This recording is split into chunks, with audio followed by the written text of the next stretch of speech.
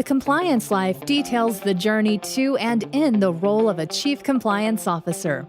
How does one come to sit in the CCO chair? What are some of the skills a CCO needs to successfully navigate the compliance waters in any company? What are some of the top challenges CCOs have faced, and how did they meet them? These questions and many others will be explored in this new podcast series. The Compliance Life is hosted by Tom Fox, and each month he'll present the story of one CCO through 4 episodes. The Compliance Life is a production of the Compliance Podcast Network. This month on The Compliance Life, I visit with Kortney Nordrum. Kortney is the Chief Compliance Officer at Deluxe. In this 4-part series, we look at her upbringing and college career. She grew up in Red Wing, Minnesota. We look at her early professional career, from Freddie Mac to law school to Big Law to having her own law firm focusing on animal rights. We look at her work at Thomson Reuters and then the SCCE, where she founded both the SCCE blog and the SCCE podcast, and how this led to Kortney finding her calling in compliance. In episode 4, we look at Kortney moving into the Chief Compliance Officer chair. She shares why she is so passionate about her role at Deluxe, some of the successes she's had at Deluxe, and we conclude with Kortney looking at the CCO chair and the compliance profession in 2025 and beyond. I know you will enjoy this month's edition of The Compliance Life with Kortney Nordrum. Hello, everyone. This is Tom Fox, back again for another episode of The Compliance Life. This month, we're featuring Kortney Nordrum, Regulatory Counsel and Chief Compliance Officer at Deluxe. Kortney, first of all, welcome back. Thanks, Tom. Kortney, in this episode, we're going to take up your early professional career, and I have to say you're the only person I personally know who's ever worked at Freddie Mac. So I was wondering if you could tell us how you got to Freddie Mac, but equally importantly, how that experience really informed a lot of your professional career going forward. Yeah, so I was working in Minnesota. My husband had just graduated college. He was my boyfriend at the time, and he was invited to get a job in DC, to move to DC for a job. And because I was young and love struck, I also moved to DC. And the company, so he was working for IBM, who was working on a US government contract, but they were doing so through a consultancy. And that consultancy realized that one of their star workers had a very bored girlfriend at the time, soon to be wife, at home. And I had a degree in legal studies. I had a paralegal certificate, and I could talk enough to make myself sound smart. So the company that employed my husband, the consultancy, actually reached out to me and offered me a job. And quite honestly, I think it was because they wanted to keep me happy so that he could work more. But the job was working at Freddie Mac on the team that reverse engineered all of the software to be Sarbanes-Oxley compliant. So this was in 2005, 2006, before all hell broke loose and Freddie Mac became notorious. But it was really, really interesting to me. One, because I was an idiot 23-year-old and didn't understand the ways of the corporate world the way I do now. I think that you don't get an appreciation for the politics and how things just generally operate in corporate America when you're that young and coming from Red Wing, Minnesota, population 16,000. I was much more comfortable walking around the shoe factory than I was in corporate America in McLean, Virginia. But it was also interesting to me because it was the first time I ever thought about compliance.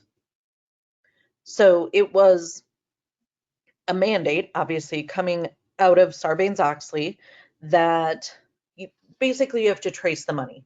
And corporations need to know where the money's coming from and where it's going. Shockingly, it took until 2004 for this to be something that the government mandated, but they did.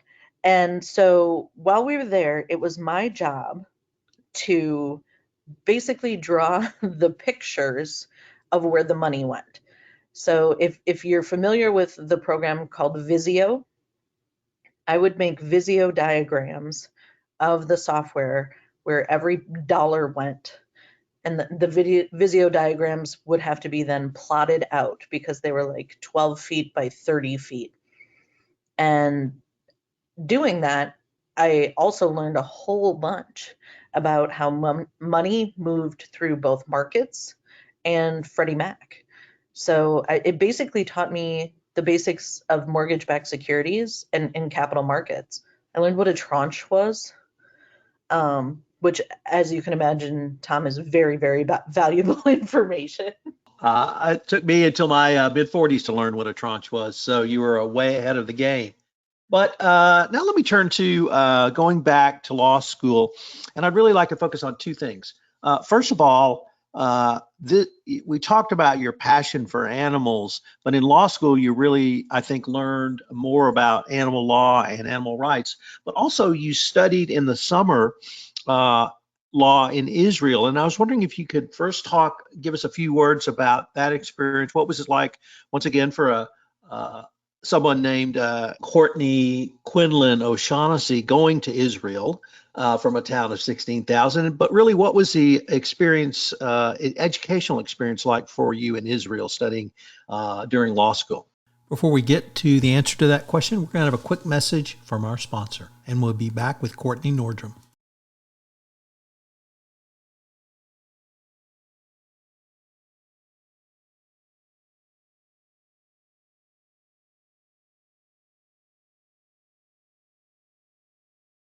Going to Israel changed my life. I went 2 summers. I went in the summer of 2007 and then went in the summer of 2008. I was invited back by the head of the program in 2008. So in 2007, my husband actually came with me at that time too.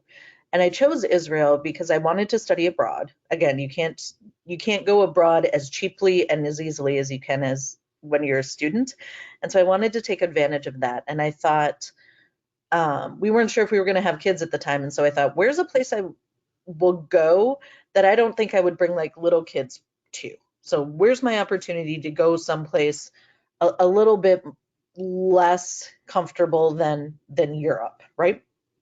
So I picked Israel, and we showed up.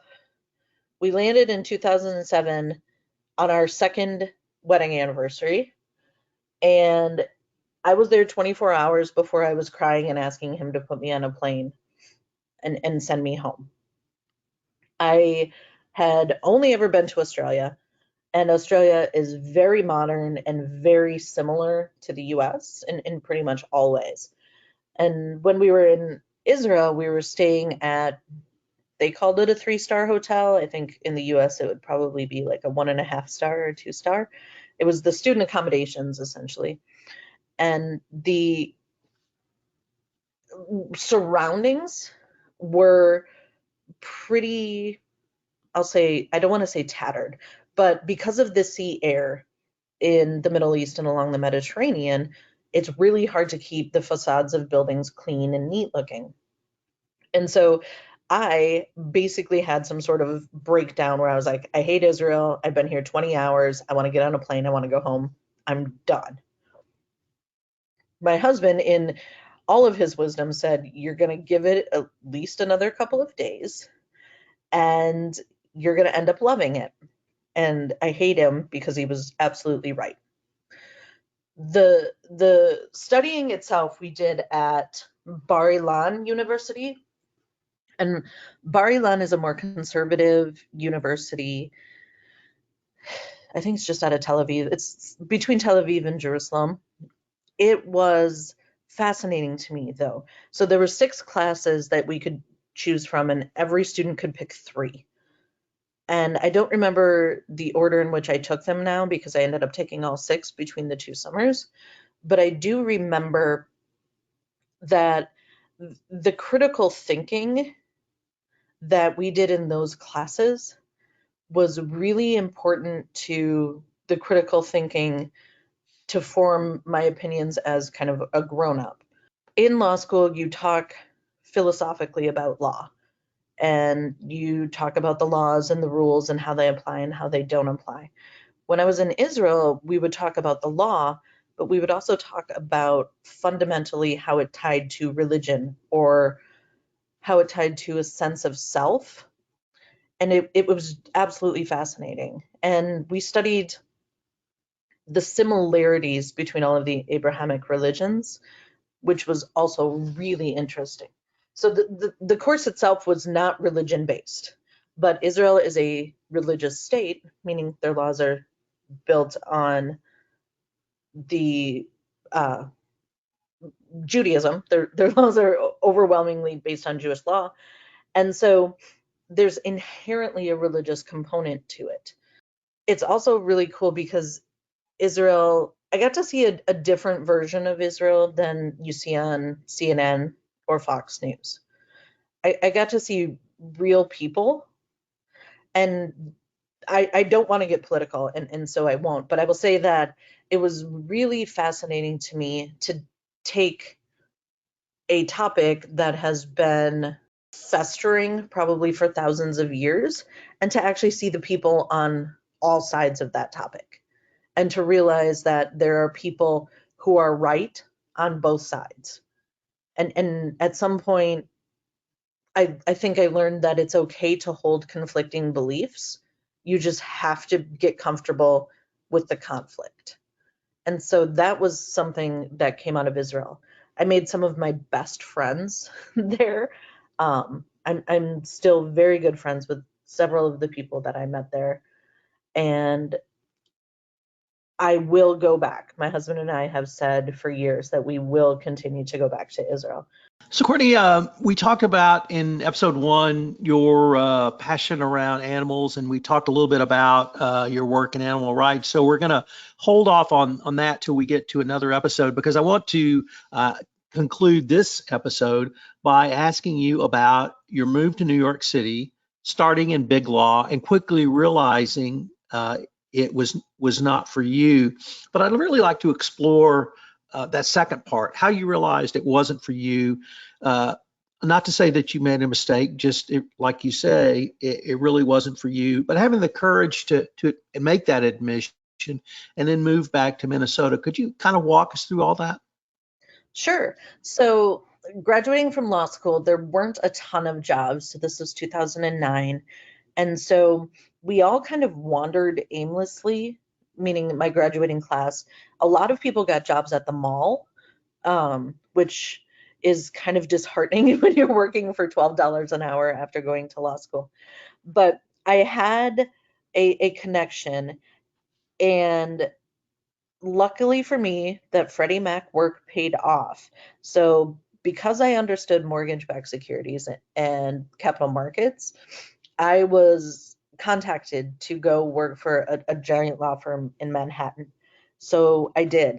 I went, I sublet an apartment. I went to Manhattan, kind of sight unseen, and went to work. When you join law school, you kind of, everybody knows what Big Law is, right? So it's a known entity where you know you're going to work your life off. You know that the partners are going to yell at you. You know that you just have to put in time, and then eventually things get better. And I was prepared for that. Like, I had nothing else going on. I can work 15, 16 hours a day, not a problem. So I did that. And I will say that the firm was great. They had breakfast, they had pizza, they had beer, but they also were doing work that I couldn't personally connect with. So I realized probably a month and a half in, I wasn't enjoying the environment and I wasn't enjoying the work. And I think that you can put up with either thing for any amount of time if you're getting paid enough, right? But I realized that the work itself was unfulfilling to me because I just wasn't emotionally connected to it. And the environment wasn't what I wanted as well. So it did not take all that long before I called up the hubby, and I was probably crying, let's be honest, and said, "Hey, I know that this was supposed to be the plan, but I hate it and it's hurting my soul." And then he, without hesitation, said, "Then don't do it anymore." It was really interesting because as someone who grew up very blue collar, on welfare, on food stamps, it was interesting to have the ability to say, I don't have to have this job to be able to eat. That someone gave me the freedom to just say, I don't want to do this anymore because it didn't align with what I wanted. That being said, the law firm was lovely, and the people there, I'm sure, are very good people. It just was not what I wanted to do or how I wanted to spend my career. And I think part of it was the connection. I was not connected to that work. I was writing motions all day. And while I'm probably pretty good at writing motions, there's no heart, there's no passion. And if you don't get up in the morning and want to do the work you're doing, then that work may not be for you. Courtney, that seems like a great place for us to end this episode, because we're certainly going to explore in episodes 3 and 4 not only how you found your passion, but how you get to execute on that passion every day. So I hope our listeners will join us for our next episode, where we take up your evolution from law to compliance. And I look forward to continuing the conversation. So do I, Tom. Thanks. Hello, everyone. This is Tom Fox. Thank you again for listening to this episode of The Compliance Life. I hope you'll join me again next week, where I take up another episode within The Compliance Life. The Compliance Life is a production of the Compliance Podcast Network. If you would like to be featured on The Compliance Life, please give me an email at tfox@tfoxlaw.com. Also, if you like this series, please give us a rating on iTunes. Any review and rating would definitely help get the word out about the latest addition to the Compliance Podcast Network. Thanks again.